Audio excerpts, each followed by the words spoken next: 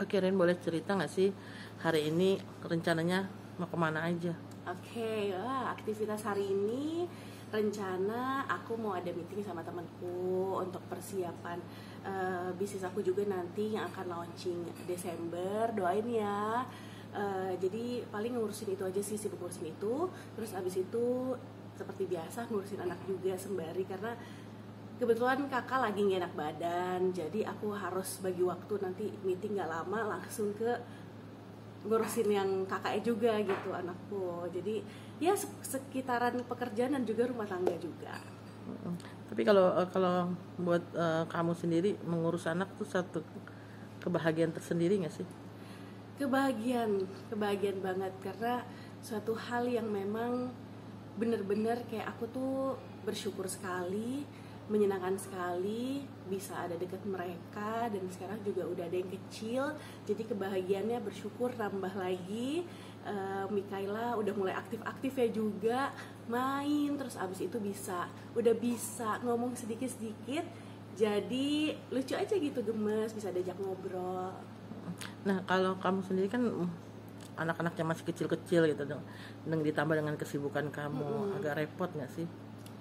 Sejujurnya repot itu pasti ada, nggak dipungkiri. Cuman bersyukurnya aku tuh kebetulan ada yang bantu juga di rumah kan. Jadi aku udah percayain, kadang juga keluarga gilir-giliran datang untuk jagain juga. Jadi saling support, saling bantu orang terdekat dan keluarga. Jadi untungnya bersyukurnya masih bisa ke-handle semuanya gitu. Kamu kan bisa dibilang ibu muda ya gitu loh, ibu apa karena masih muda juga. Dalam mendidik anak sendiri kamu punya tips nggak sih?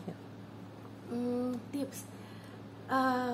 Kalau dari aku sih mungkin setiap ibu kan style untuk mengurus anaknya beda-beda ya. Kalau aku sendiri sih tipe yang mungkin aku coba manage waktu aku sebaik mungkin karena dengan aku bisa manage waktu dengan baik, jadi semua pekerjaan satu-satu bisa terselesaikan dengan baik. Terus abis itu mungkin kalau untuk anak-anak aku lebih tipe yang santai sih, lebih pendekatannya kayak temen ya jatuhnya. Jadi kita bisa saling terbuka, saling bercerita, dan aku pun tipe yang tidak menuntut apapun ke anak-anak kayak kamu harus ini ya, kamu harus itu, enggak. Jadi aku selalu tanyakan kayak mungkin aku bisa ngasih tahu apa yang terbaik, tapi balik lagi kalau mereka happy boleh lanjutkan, tapi kalau misalkan merekanya unhappy, nggak happy, aku tidak memaksakan. Jadi aku selalu tanya, Zin, kamu mau ini nggak gitu, kamu coba dulu. Oh boleh mami. Jadi kata boleh itu harus kayak keluar dan happy dari mereka sendiri gitu. Jadi tipe yang support apapun yang mereka pengen explore selama jalannya baik dan juga positif. Tapi sejauh ini kakaknya kan sudah bisa dibilang udah pintar ngomong nih. Iya, udah 7 tahun. Pernah nggak sih dia komplain gitu, kenapa sih maminya sering pergi atau apa?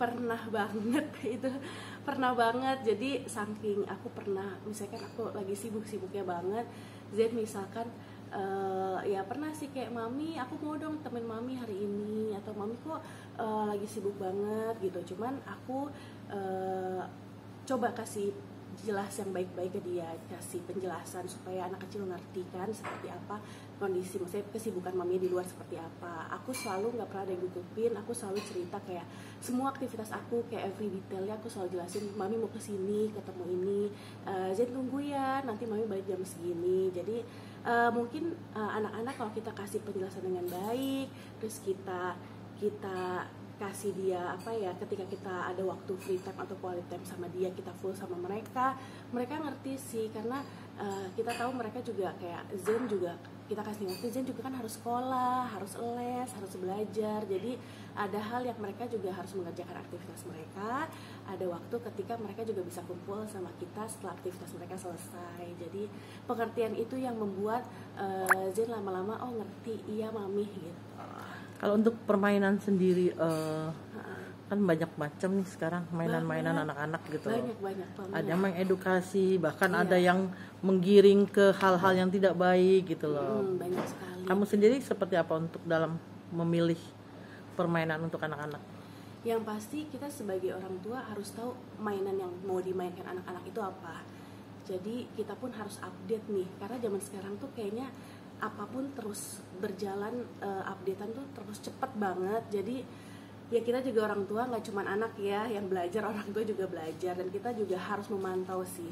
Jadi apapun yang mereka tonton atau mainkan segala macamnya, aku juga harus cek dan harus lihat terlebih dahulu apakah ini baik untuk anak-anak.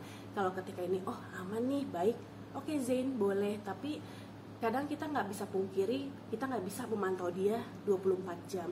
Tapi kita udah selalu kasih nasihat, kasih advice ke Zain kayak, Zain, mami titip kalau misalnya ada kayak gini tolong jadi tonton. Zain tonton yang baik-baik, yang bijak, yang positif. Itu selalu kayak hampir, aku tuh tiap hari hampir ngobrol kayak gitu. Jadi kayak, Zain tolong tonton yang baik-baik ya. Terus titip juga ke orang sekitar, nanti lihat ya Zain kalau misalkan main gamesnya yang nggak baik tolong jangan. Tapi kalau misalnya masih games-games yang masih fun, masih yang edukasi dan sedikit-sedikit lah, masih di batas wajar, oke, nggak apa-apa ya gitu. Dan waktunya juga mungkin aku sama suami sih bagi waktu ngelihat juga apa yang dimainkan Zain. Tapi kadang biasanya nggak cuma satu mainan, kalau bisa kita explore yang lain. Misalkan kita main keluar nih, jalan-jalan sore di luar, terus abis itu kadang aku bawa main playground ke mall. Sama yang kecil juga tuh udah mulai suka main playground kan. Jadi ketika aku bawa ke playground, mereka happy banget tuh. Jadi nggak hanya sekitaran rumah mainnya, tapi di luar juga. Terus kadang painting, terus ada kadang main bounce yang olahraga. Pokoknya banyak hal yang bisa dieksplor selama hal itu baik. Tapi kamu juga kan di sini tidak hanya sendiri ya melakukan itu, artinya dibantu sama suami juga. Iya. Selalu artinya diskusi untuk bagaimana anak ini bisa mandiri, bisa apa gitu. Iya, selalu berdiskusi. Soalnya aku tipe yang gak berani ngambil keputusan sendiri sih dalam rumah tangga terutama ya. Karena kita tahu kalau rumah tangga kan ada dua orang yang harus bersama mengambil keputusan sampai nanti gitu. Jadi selalu sih apa yang terbaik pasti keluar dari keputusan bersama. Selalu ngobrol, ini kira-kira cocok gak ya buat Zain, misalnya les ini kira-kira dilanjutin gak ya. Itu semua pasti aku diskusi sama suami. Oke.